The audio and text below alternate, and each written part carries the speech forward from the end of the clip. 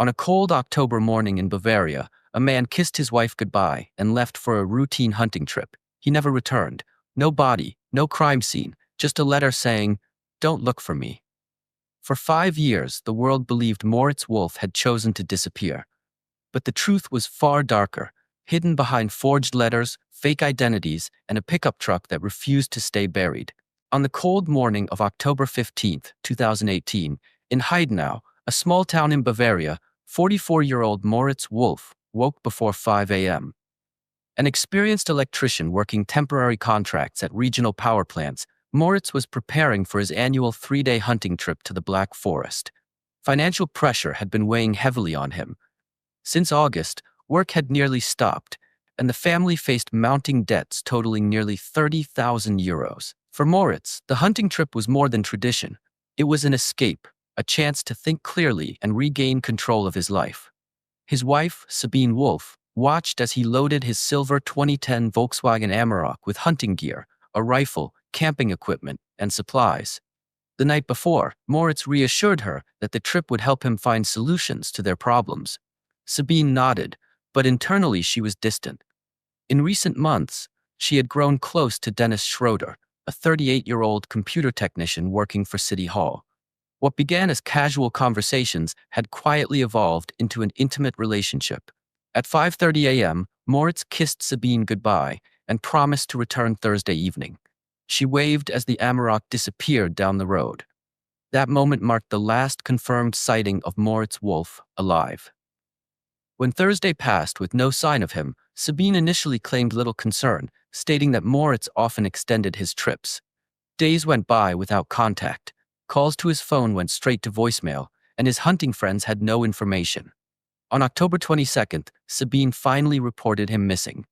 Police launched a large-scale search involving multiple counties, helicopters, sniffer dogs, and forest rangers. Despite extensive efforts, no trace of Moritz or his truck was found. There were no camera sightings, no campfire remains, no footprints, nothing. 3 weeks later, Sabine received a letter postmarked from Frankfurt. Written in Moritz's handwriting, it stated that he had chosen to start a new life and asked her not to look for him. Authorities examined the letter and accepted it as genuine. With no evidence of violence, the case was officially closed as a voluntary disappearance. Most of the town accepted the explanation, except Moritz's sister, Lisa Wolf, who never believed her brother would abandon his life without a word. In the months that followed, Sabine's life changed rapidly. She transferred her job to Rosenheim, accessed Moritz's life insurance after the required waiting period, paid off all debts, sold their house, and donated or sold nearly all of Moritz's belongings. Her efficiency struck neighbors as unusually detached. At the same time, her relationship with Dennis deepened. Though discreet, they soon lived together and presented themselves as a normal couple rebuilding life after tragedy. Years passed quietly. Official records erased Moritz's existence. Bank accounts closed, documents expired, and his truck vanished from registries. Only Lisa continued searching for answers. In 2022, she hired a private investigator, Hans Dietrich, who focused on locating Moritz's missing Amarok. In April 2023, the truck was finally spotted, repainted, using fake license plates, and driven by Dennis Schroeder.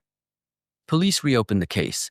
Dennis was arrested, and forensic analysis of the vehicle revealed Moritz's personal belongings hidden inside. Searches of Sabine's apartment uncovered draft versions of the disappearance letter, proving it had been forged. A deeper search of the old property revealed a hidden cavity in the shed containing blood evidence and DNA matching Moritz Wolf.